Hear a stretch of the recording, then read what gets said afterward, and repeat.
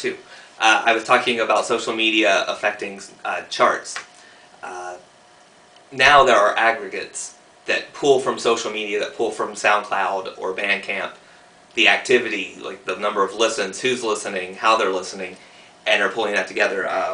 One of the more notable ones is called We Are Hunted, which pulls not only from popular media outlets like radio or what Pitchfork is talking about, but lesser known blogs and Spotify and lesser known playlists and lesser known blogs.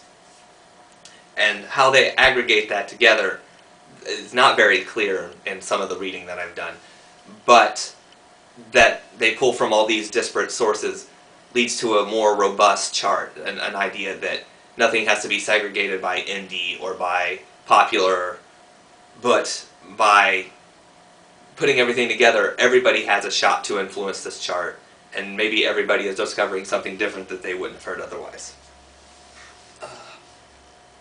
In conclusion, I've talked a lot about social tagging, and maybe it's hard to hone in on it in just the short amount of time that I have to speak, but that influence to bring communities together, to bridge the gap between fans and record labels and fans, I think I said fans twice, but to bring them all together is incredible.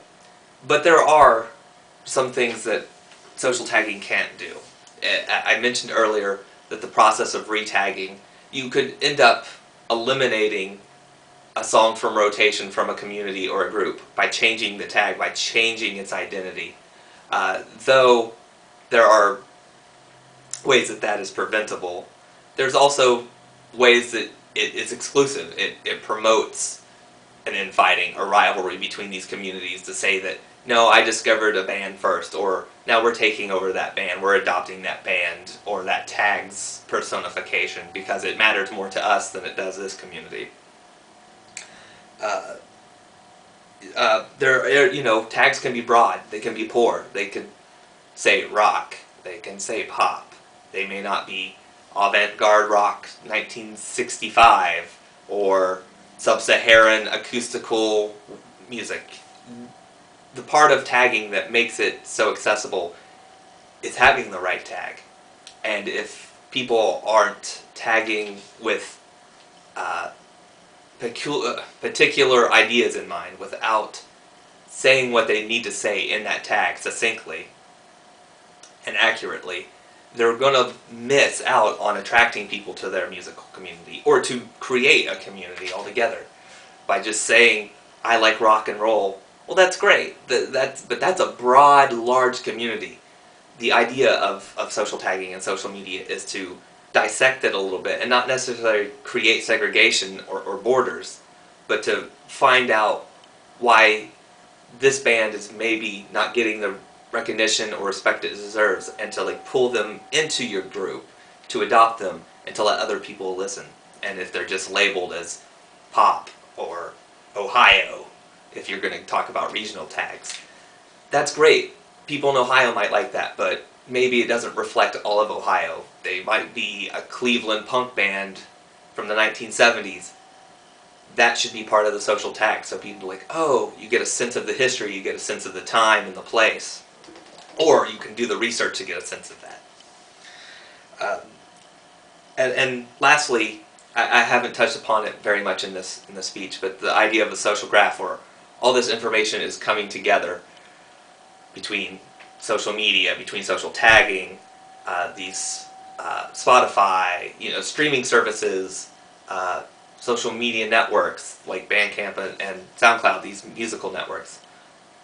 It's great, and it's feeding into this giant funnel that bands and record labels can access and see who's listening, why they're listening, where they're coming from as listeners. But it's still new. It's an idea that's been around for a while, but how this is being mined now with new social media, new ways of getting music out, distributing in by these manners, nobody's really sure how to hone in on the exacts. It's similar to how Google SEO changes all the time. Nobody's really sure of a specific. They have ideas. They have a general idea of how to use the information, but there's no pinpoint accuracy to be like, this is the tag we need to use to attract this crowd at this time at this place.